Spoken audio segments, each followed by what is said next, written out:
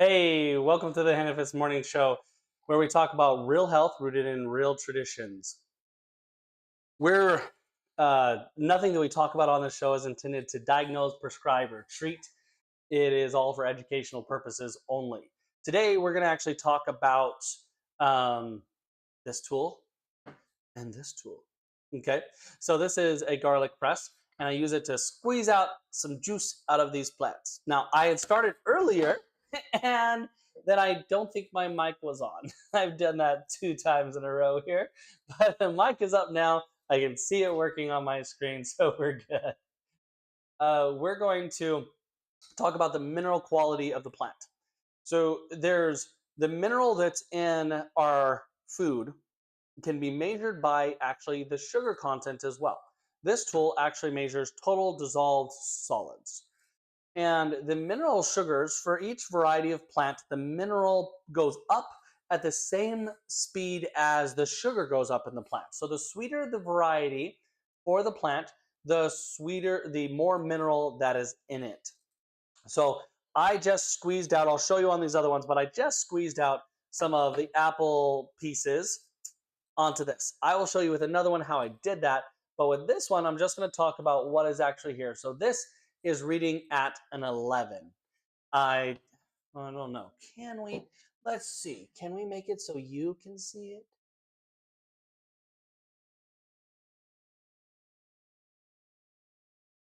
Nope. Oh, there for a second. Oh, you can kind of see it right there. 11. That's kind of weird, right? Um, but that's an 11, which quality wise in this book, Nutrition Homegrown, this is one of the books that talks about this information. There's several others. It's written by Beto. And this one, the Brix that it should have to have good mineral quality.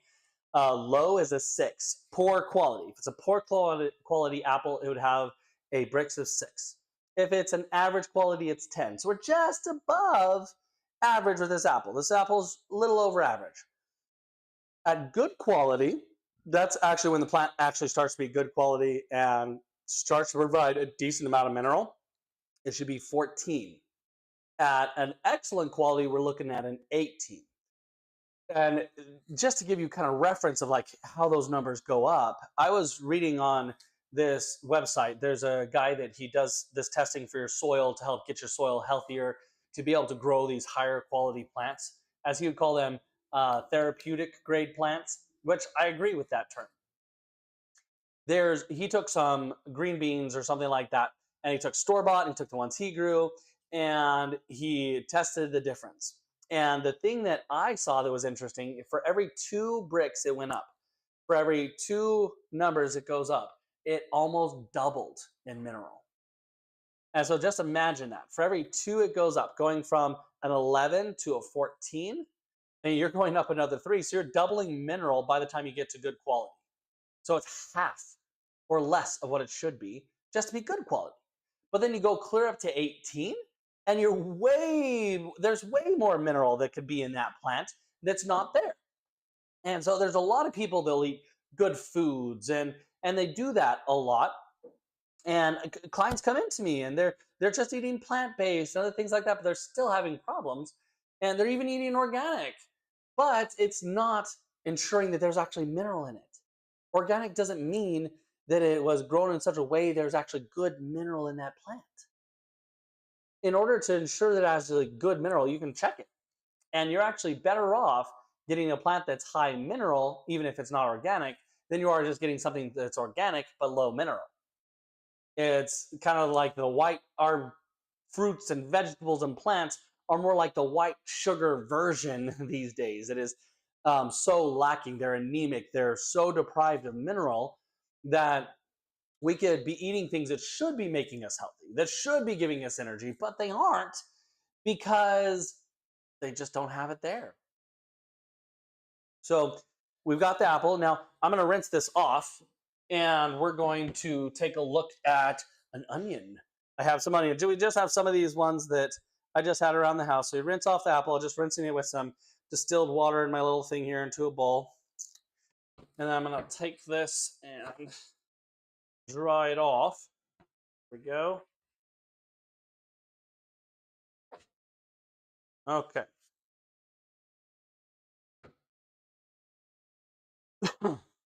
Let's get some onion. Now, oh, I gotta rinse my garlic press too, because I don't want any of any of the juices from the apple to be getting in and messing up our reading for the onion. We don't want to skew its results and show that, oh, the onion is really good. It has lots of mineral in it. Nope, those are just sugars from the apple. Okay, we're going to put in a little chunk of onion here. Kind of fill up this little tray. You can see, got a good amount of onion there. And then what we'll do is we just hold our little thing here and start to squeeze out some juice. It's kind of ornery with its juice. Come on. Oh, I got a drop. Got another drop. Okay, and that's all we have to get. Just a couple drops of onion juice. You can drink it later. No. Okay, let's look at this. Onion. We're looking at a 3.4. 3.4 on the onion. Now, what kind of quality onion is that? Let's take a look. Oh, onion. Onions. I said a 3.4. We are between poor and good quality. So poor quality onions would be a reading of 4. A good quality onion would be 6. And we were at a 3.4. We were under poor quality. This is a lame quality onion. Mineral wise, this ain't nothing like an onion could be. Remember we talked about if it goes up 0.2, it's actually much better.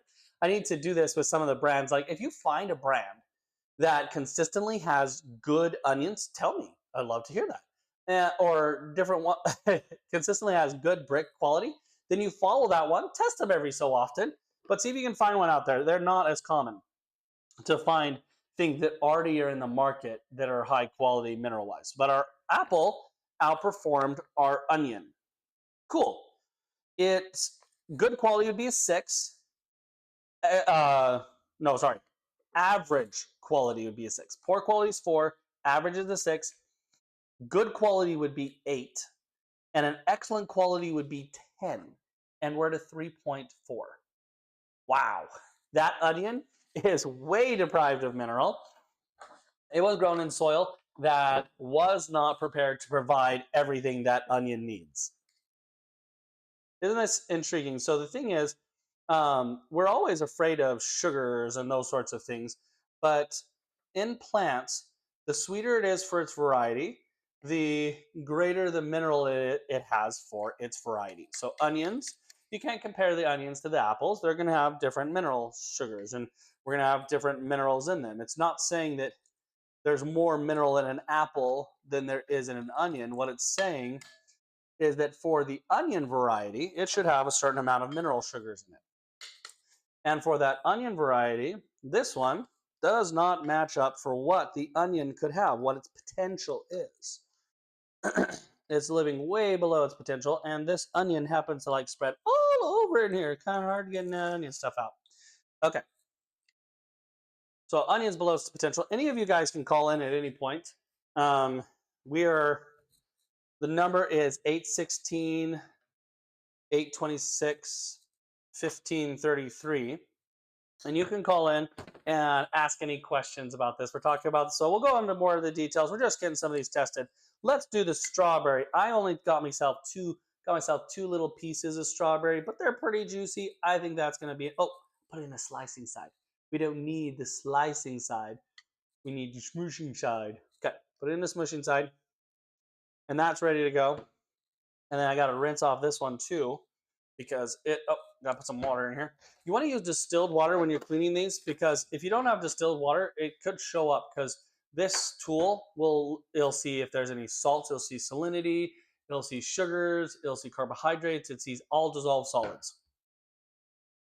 That's the higher the Brix is, the more mineral we have. So let's get us some water here. Whoop. There we go. And let's rinse this tool. Now check us out some strawberries. It reminds me, I was watching this thing one time, and like a Monty Python or something, like how to defend yourself with a strawberry. And then he's like, "Come at me," and the guy pulls a gun and shoots him. I don't know, silly stuff. Okay, so strawberries. We've got our strawberry in our little thing here, and we're gonna squish it out. We just need a couple drops on the lens of our. Oh, there you go. Just a couple drops of strawberry juice, and let's take a look at it. Ooh, that strawberry is 10.2. Strawberry is a 10.2. Who wants to guess? You think that's a high quality strawberry or low quality strawberry? I think all the strawberries I have are so sour. I don't think strawberries are supposed to be that way. I think that is probably not a great strawberry. Let's see. Oh, strawberries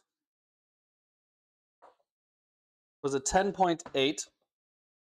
Strawberry low quality would be a 6. Average quality would be a 10. So we're just above average. A good quality, so it's pretty much the same as apples, except apples could be a little bit sweeter. Good quality would be 14, and excellent quality would be 16. So we're average. That strawberry is more average than this onion. The onion is not average at all. We're poor quality onion. But we've got ourselves an average strawberry. I don't know if it'd work great for self-defense, but mineral-wise, it ain't working all that great. And look at this. It's just all smashed up in there. This one's going to take a little bit more to clean out to be able to check our banana. We have a banana here. My little kids, whenever I'm watching any sort of reels or anything like that, we come across this stupid thing, chicken, banana, chicken, banana, and they make me stop. I'm like, no, I'm not stopping. If I stop on that, it's going to show up on my feed all the time. I don't want to constantly see this chicken banana popping up. Little kids and their things they want to watch. Oh, my banana. Keep that separate over there. Get it all rinsed down, all the pieces, because we don't want to skew the banana result with the strawberry result. Okay. And rinse it off the screen. You see, I don't know if you can tell, but the screen went kind of pink. No, it doesn't look like you can tell. Kind of goes pink with pink strawberry juice. You just rinse it off like this. You dry it off real good. There we go. Okay, banana. Let's see what the quality of this banana is. So we put it in our little pushy thingy here. Bananas, fruits, those are a little bit easier to get some juice out of, but you can get most juice out of just about anything if you have this garlic press here. Oh, well, maybe not out of bananas. I'm not getting juice. I'm just getting the. I don't think we're gonna be able to check the banana. I would have to have a screen probably to squeeze enough juice out of the banana. So no banana today. Okay, well, we found today that we can't test bananas so easy. We were able to get the strawberries. The apple did good. And this is actually something you can do. You can do it with bell peppers, any of your live plants, any of your fruits and vegetables that you bring home, potatoes, any of them. You can bring them home and you can squeeze the juices out with a refractometer. Now, this refractometer, you can find them on Amazon. This is a fancier one. This one here cost me over $100 for this one specifically. But you can get one that'll read it for like 20 bucks. You want a Brix, B-R-I-X, a Brix refractometer. And it needs to go between 0 and like 32 because sometimes you're going to get some of those higher numbers. Most likely, you're going to be reading things that don't go above a 10 or 12 because it's hard to find things that are good quality actual plants out there. It's so hard. Even you go to a farmer's market or anything like that. If you wanted to find good quality, you'll probably get average, maybe somewhat towards good, but finding something that's actually good quality is not as common. It's hard to find. And no wonder our health isn't all that great because we don't actually have plants that could provide a lot of mineral. in testing like grain and things like that, generally you're not testing the actual kernel. You'd be testing the plant that that kernel is going to grow from to see that it got the mineral sugars that should be into that kernel. So generally we don't have the capacity to go and test those, but if those were grown properly, they would have better mineral in them. So no wonder we're having food sensitivities with those and having so many different health issues that we shouldn't necessarily need to have. We should don't those health issues that we consistently have in America and throughout the world, I believe, as I've said many times, come from lack of nutrients or excess toxins. And we think, oh, can I just do it with food? Can I just eat food and get better? This onion should be able to provide a lot of wonderful things. But this onion is poor quality. So maybe if you actually fixed your soil and got it so it was healthy and grew your plants and it was therapeutic grade food, yeah, you could probably eat and just be healthy. Just do it through just food. Not to say you can't make a lot of headway. You can make a lot of headway, but it's become more and more essential to supplement these days because our soil isn't supplemented. And supplements are not as efficient as the mineral you get out of food, but they're all you got. Because if the mineral's not getting into the food, what do? You have to supplement somehow. Herbs actually have more of a tendency to pull more of it out, and especially if you're getting plants that are made from wild-crafted herbs. Wild-crafted means it's growing in the wild, and yes, there'll still be mineral used up there, but it's not going to be as aggressively used up as massively grown fields that just like big agriculture things. Those are going to have more mineral used up because they're constantly growing on it, constantly pulling mineral out of it. It's not going to be as aggressive as what you'd find in a wild crafted plant. They're going to have a higher mineral quality, even though they're not often charged as much as an organic plant, and they can't be classified organic because it's possible they interacted with some pesticides out there. They actually will have a higher mineral content. And that's why in my herbal formulas, I always try to first, if I can't get it wild crafted, then I get the next best thing that I can. But I always try to do wild crafted as much as possible. Do I try to do organic? No, not necessarily. I just get the best mineral quality plant, not the best organic or whatever we decide to label it. So out there, you're gonna check your food. If you want to check your foods and figure it out, doesn't mean you have to check every one you buy, but maybe check your different markets. Is it worth it going to a health food market to buy your foods, or go to Walmart, or go to Costco or Sam's Club? Is it beneficial to go to those? Does one of them have higher quality plants and materials? I don't know. Maybe I should take the time to go to them and get some from different ones and test it and see. Maybe we should get one from Sam's Club and Walmart and test them across it. Maybe I'll do one of the other ones, especially if anyone expressed interest in doing that. If you want to call in and ask any questions, the number is 816-826-1533. We're talking about the mineral quality of plants. Now, this tool here, I mostly use this for actually testing the, we say the sugars, but the total dissolved solids of my clients or myself or anything like that. It shows us basically the energy we have to work with. And it's really awesome what it tells. If it's not in the right range, sometimes people are waking up in the middle of the night. And I can tell that just from this. From this little tool, once I test the urine, if it's in a certain range, most likely the 3 common symptoms somebody's going to get, if this for a human reads between, if it's not between the 1.2 to a 2, and if it's below 5.5, and not between, actually just if it's below 5.5, and if all the other numbers are normal, if it's below 5.5, it's most likely going to be erratic. Okay. Now, sometimes it's in the right range and it's actually truly there and it's staying there. If it's staying between a 1.2 to a 2, you're probably not going to have these symptoms. But if it's below the 5.5 and not constantly staying in the normal range, it's generally going to go up and down.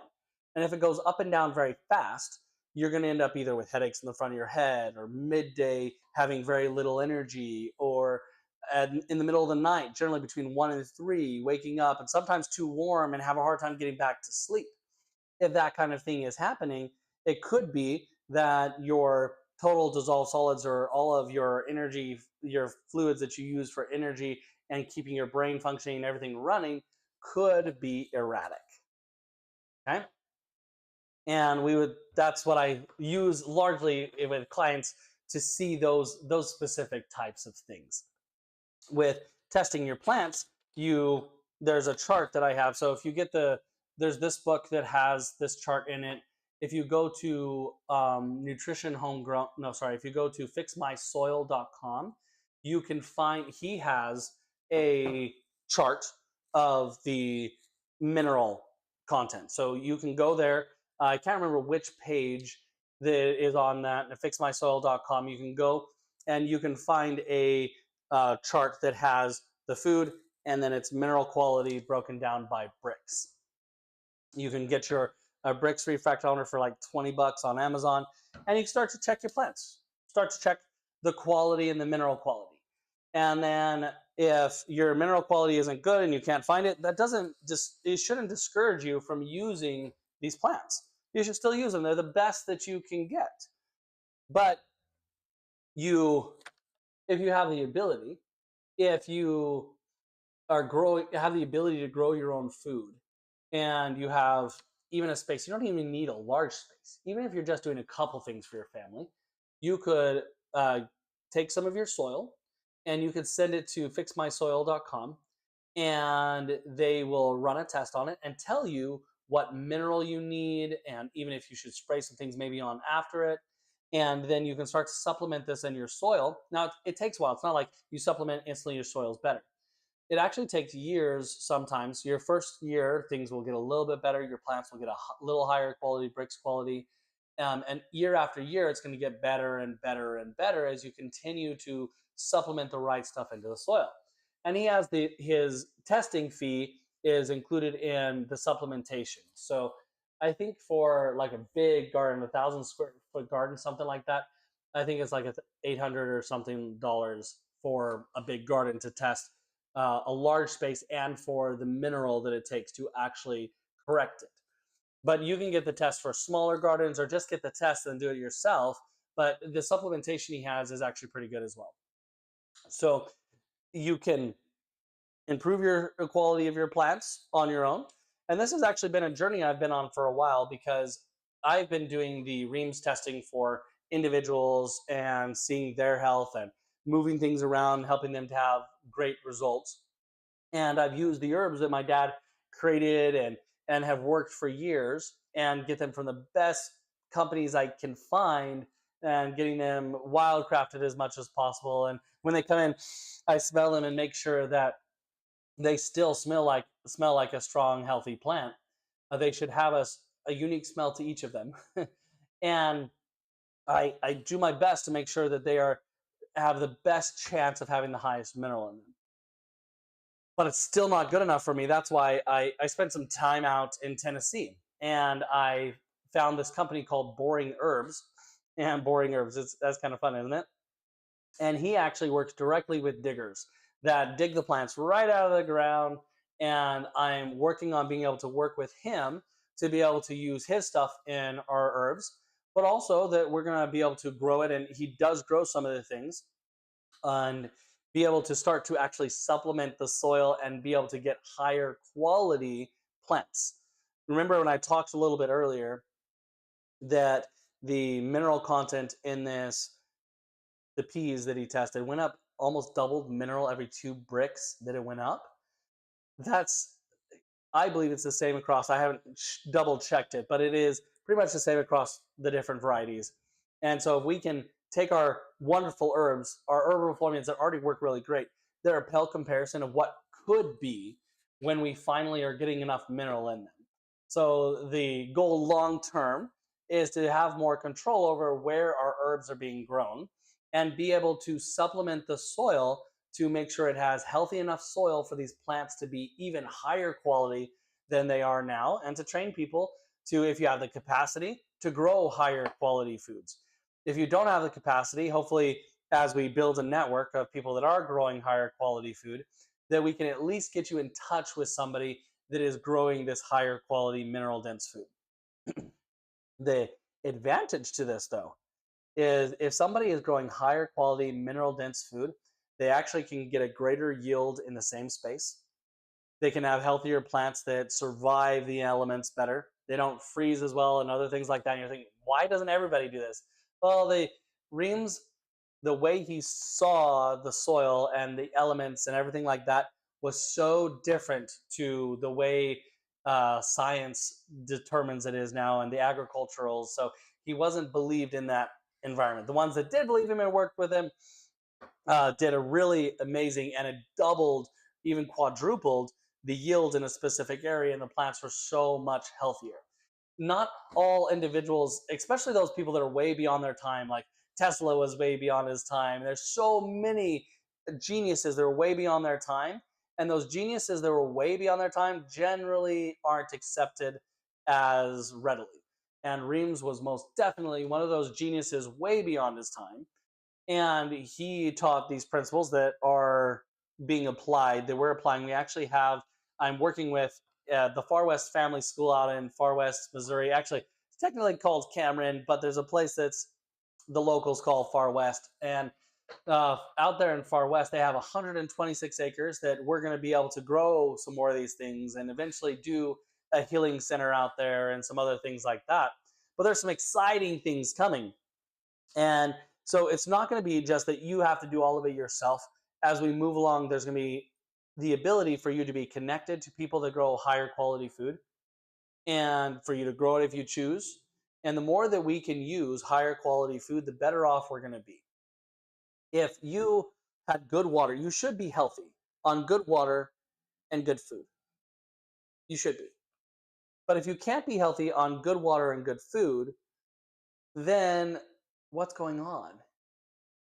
Because you should be able to clean and give your body should be able to do that. Now, there are foods that mankind has forgotten about because they taste yucky. Most of the herbs and plants that God has created that help with our body's proper function and are stronger in helping with its proper function taste yucky. They're not good tasting herbs. And mankind doesn't put them in their food so much or in other instances and doesn't have a regime of actually using them. Mankind as a culture for a long time has tried to make things more pleasant and tasty and wonderful. That's why we ended up with white flour. It's been an endeavor for centuries to make more of a white bread for the longest time.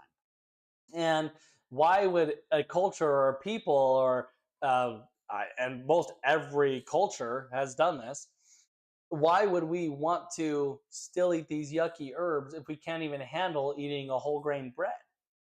So obviously they're gone. That's why we stick them in pills, because then you don't have to taste them, but you can still get these wonderful nutrients in. God knew what he was doing for centuries. For centuries, we lived on this earth as mankind and oftentimes lived longer. Now, there's some people that dispute that, and all these studies say, oh, we're living longer, but the studies always were about people in cities. The rural settings, they actually lived longer in rural settings than we live today. In cities, yeah, there was a lot more death because there was unsanitary situations, and we died of issues in the past. We died of issues of sanitation, and we died of issues of exposure on the plains and other things like that. Women would, one of the leading causes of death was dying of burns because their dresses would get caught on fire next to their wood stoves and other things like that. And they didn't have water close enough. We died largely of exposure in the past, and now we die more of abuse, or we die more of lack of mineral and other things like that. But I don't believe that we live longer today. Oh, we've done so many things to live. No, no. In the rural settings where individuals, if they died of natural causes and they weren't killed from extreme exposure, they lived longer than us. and they were healthier than us. They didn't have as much weight problems and as much energy problems and things like that. And that was because there was higher quality mineral in the food. There was the water they were able to use. Now there wasn't always just that perfect health. They didn't always have the knowing exactly what to do. Did they always use herbs properly? No. But from Adam and Eve on, God taught his people to use herbs. And these herbs are important. God knew what he was doing. He knew that mankind would get sick. Why do you think that God wouldn't put something on the earth for mankind to be able to help themselves with those sicknesses?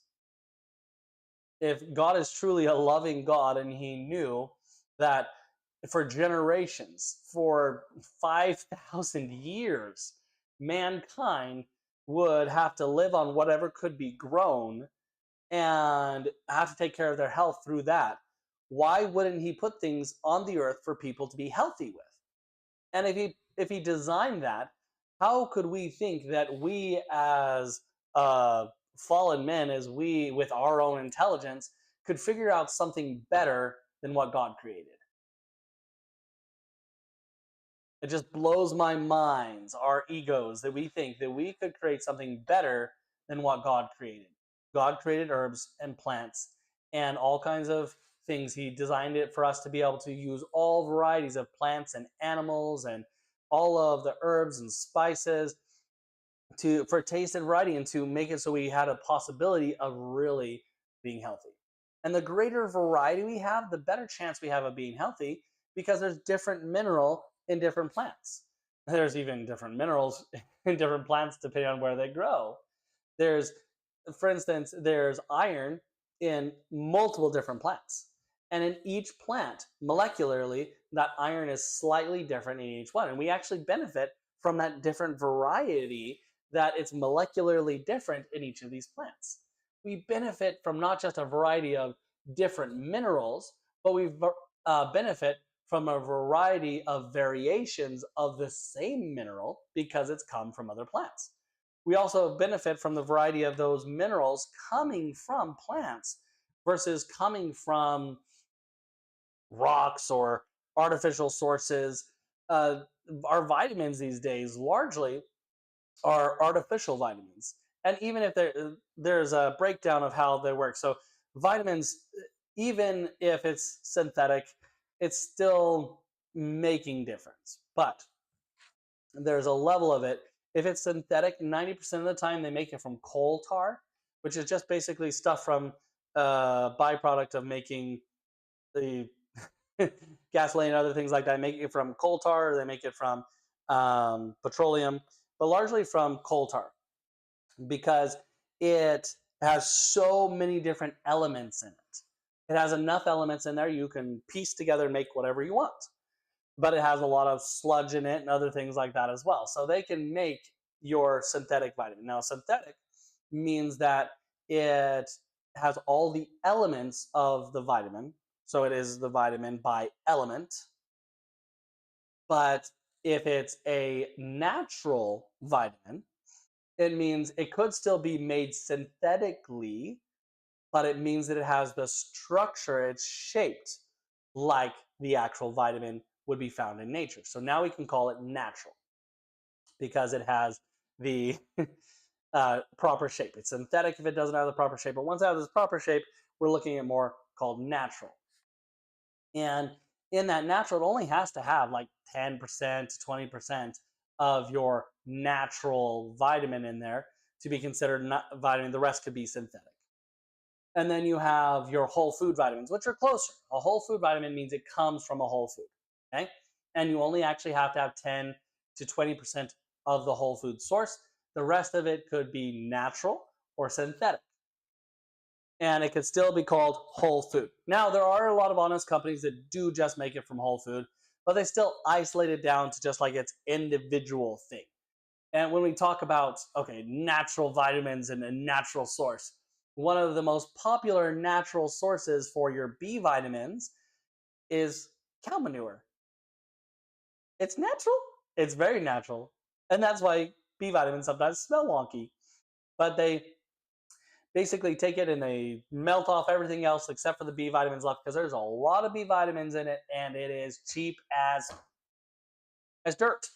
It's as cheap as it can come because, well, I guess it has maybe some more expense because people use it for fertilizer. But the B vitamins that are in it, there are a lot of B vitamins in cow manure, and it's natural. I don't know that they could call it a food source, but they can at least call it natural. So it's all of these things. Just because we can doesn't mean we should. And where we should naturally get these things is naturally from these plants and materials that we would naturally consume that have them. Actually, largely, we should, as it goes B vitamins, 90% of that we should actually grow in ourselves. We should grow in our gut. But we don't, because we are so sterilized. If you look back at one of my other podcasts, we talk about how sterile everything is. We've over sterilized everything. Whenever we get sick, anytime we get sick, the doctor's solution is to give us something that sterilizes our gut. And so then we'll take probiotics or things like that. So we sterilize our gut, right? And it could kill thousands of different varieties in our gut over time. And if you're going to supplement your gut bacteria and the stuff to get back in your digestive tract, even if you took every different supplement that's out there or every different variety they offer, you would end up with about 150 different strains of bacteria and yeast or whatever. You'd end up about 100 different strains of these digestive cultures, where if you clobber even like cow's milk, you get 50 to 100 just from that clobbered milk. If we had raw milk that we clobbered from multiple different sources, you could actually get up to 1,000 different ones. And culturally, we used to do that. We used to have some clobbered milk from our goats and from a cow or from our neighbor's cow and maybe from a sheep and things like that. And we would be getting all of these digestive cultures that they are trying to pass on to their babies through their milk, and the higher concentration of it because we clobbered the milk. And clobbering the milk is real easy. All you do is you take raw milk, you set it on your counter until the curds in the whey separate. As long as they separate and it doesn't turn to smelling like sewer or get mold on it or other things like that, you generally have something you can consume that is just full of these probiotics, and it's a lot cheaper, and it actually has greater variety. And the variety is always changing depending on what the animal's eating, what the animal's into, what the animal's interacted with. It changes, and you have different varieties. And for each animal, you're going to get different varieties in your cow than you are from your goat, than you are from your sheep, than you are from a camel. And actually, if you had all of those, you'd have a vast variety of all of these different cultures that should be in your digestive tract to help everything operate properly. You can see sometimes I tend to get talking about all of these different things. We started with mineral quality and food quality, but there's the breaking down quality and the getting these minerals and vitamins quality. If we were constantly intaking good quality cultures through like a raw milk clobber or something like that, we would be rebuilding all of this. Even as mankind, before we had such sterilization processes, we were constantly taking in all of this stuff. We were constantly taking in new support for our digestive tract. And now we don't take in hardly any support for our digestive tract with what lives in it. We don't even eat the herbs that support our digestive tract. And then we sterilize everything on top of it. No wonder we have so many digestive issues. No wonder we have so many different health problems, because we can't even properly absorb the subpar food that we have to absorb. We have subpar food because it doesn't have as much mineral in it, and we have subpar digestion because we've sterilized it and haven't even been able to provide everything back to it. Now, well, we'll sometimes use yogurt or kefir or those sorts of things. Those have good varieties, but they're still standardized varieties, because in order to get milk to consistently turn into yogurt and have a consistency that's consistent, the same each time, you have to have a very specific culture that is the same each time. And so they standardize those and only have certain cultures that grow certain things and get rid of the rest. And they just lab grow those. And you have just a very fine interaction. We have so much minimal interaction with the microbiotic life that we should interact with. We should have so much more interaction for it to be healthy. We've had for so many years. We don't anymore. Mankind in this day has the potential to live for a long period of time. We do. We have the potential to be healthier than any other generation because we have better access, we have better sanitation, but we have over pushed sanitation to the point of completely sanitizing and getting rid of everything that we should be coexisting with. We should be coexisting with so many different bacteria, so many different funguses, so many different of all of these different things that live naturally that we should be interacting with, but we're not because they make us sick, apparently. We just are so afraid and moved away from so many of those things. We've lost our cultures of fermenting and all those different things. So we have food that's subpar, and you can test your food. And this is not designed to discourage you. Yes, there's so many different reasons. And there are also so many simple things you could do. If you live somewhere you can find clobbered milk, find raw milk, you can make clobbered milk and you can start to use it. You can make it into soda, you can make it into buttermilk, you can make it into yogurt, you can make it into bread even. You can make it bread, the culture is going to be gone. It has to stay raw if you're going to get those cultures. But still, you can make it into just about anything. And it's super amazing for your microbiotic life, your minuscule life, your little bitty people that coexist inside your digestive tract that are essential to consume food and create B vitamins and consume food and create different things, consume food and make it usable in your body. If you don't have these things that are able to do that, if you don't have this microbiome that's healthy in your body, you diminish your ability to digest.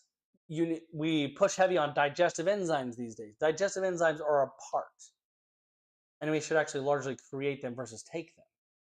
But they're a part of, and you should find them in pineapple and a variety of different things maybe you would be eating. But we've moved such to a drug perspective, and we've moved away from the perspective of terrain and what we feed our body, cleaning and giving nutrients to our body so it can actually operate properly. Are we actually feeding it properly? And are we doing the best we can within what we can get? If the best you can get is poor quality vegetables, that's still better than processed. If you can only get poor quality grain, you're better off having that as a whole grain than you are having it as the white flour. If you can only get poor quality vegetables, you're better off having that as the whole vegetable versus it being processed more, or instead of having something else. The less processing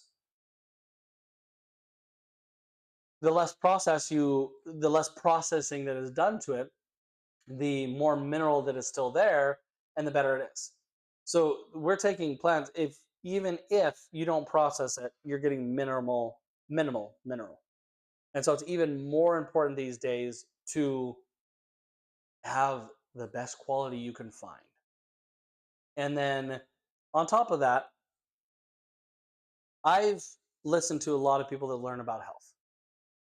They learn that white flour isn't as good for you, that the sugars aren't as good for you, that there's pesticides and processing and all kinds of things. Okay. And then I've watched their kids and I've watched them that they will say, oh, this is poison. And they'll eat it. Or they'll say, oh, this drink is poison. And they'll drink it. And they'll literally say that. And to some degree, yes, there may be some poison aspect to it, or it's not as good for you, but in our brain, we cannot accept what's called cognitive dissonance. That's two opposing ideas at the same time. And our brain tries to do whatever we tell it to do. make it reality. So if our brain believes that beans are poison, it will do everything it can to make us feel sick and unhealthy on beans. If it believes that your I'm actually gonna try something here in the middle of his. Let's see. Does this? Oh wow, that makes that terrible, terrible, terrible. And now it's terrible up that direction. Okay, well, is that better? What in the heck just happened here?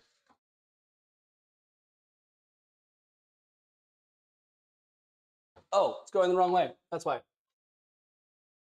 I forget we're not. Oh, there we go. That's better. You can see my green screen behind it. Okay, you can see the reality of where I'm at. So, and I totally lost. I get sidetracked like that sometimes, but if we don't.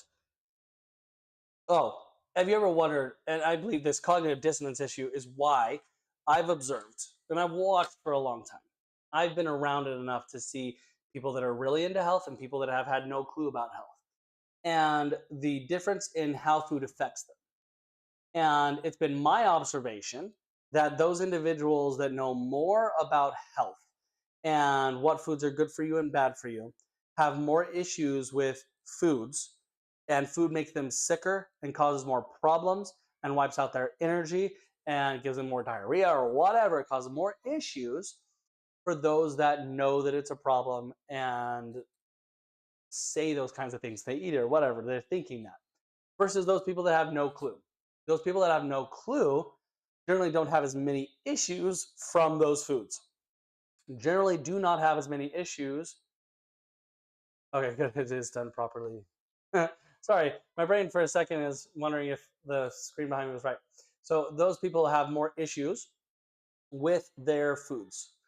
They have, well, sorry, those individuals that have no clue have less issues with their food. Those people that know have more issues with their food. Now, there's those people that are able to be in the moment that know, like me, I know the good and the bad, all those things. But the foods, I don't have as many issues with different varieties of foods because if I'm going to eat a donut, I don't say in my head, oh, this is poison, it's terrible. And I have all of this inner talk about how horrible it is to eat this donut. I eat that donut and enjoy it for the moment that it is. And then I move on. But I do my best to eat those things that are better quality. And I don't in my head when I decide to eat an apple, I don't think eat that apple with regret. Oh, I wish I had a donut. And I don't eat my donut with shame because I should have eaten the apple. I eat them and enjoy them for what they are. One I may be eating because just emotionally I want to have that today, or the other one maybe I'm eating because I enjoy it or that provides more mineral. But either way, if my head isn't in it the same way, it's not going to process the same way. Our brain has to tell our body how to work, how to process the food, and how to use it properly. It directs the process. And if consciously, which our conscious mind trains our subconscious, if consciously we believe this food will make us fat, or we believe this food will make us sick, guess what? It is now the job of our body. It is now the job of your brain to get this food to make you fat, or to make you sick, or to make it true what you're thinking.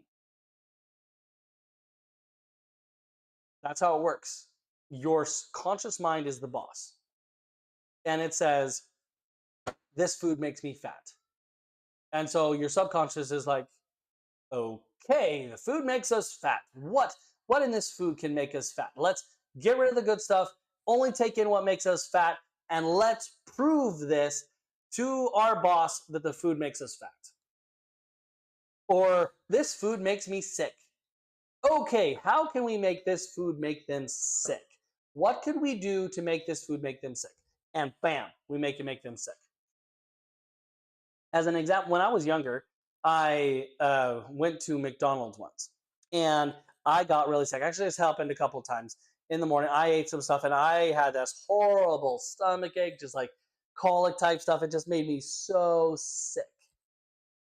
And then for years after that, just the smell of McDonald's would make me queasy and sick, and I couldn't even eat. That feeling would come back. I couldn't eat. And now, when I've gotten past that mental aspect of it, I can eat something at McDonald's and it doesn't affect me at all. Same things, probably made the same way, everything like that. It doesn't affect me. I don't believe it's because, oh, I grew out of it, my digestion just changed or whatever. No, the mental aspect went away. I've had times when I threw up at a restaurant and couldn't eat there anymore until that mental aspect goes away and I could eat that without feeling sick and queasy.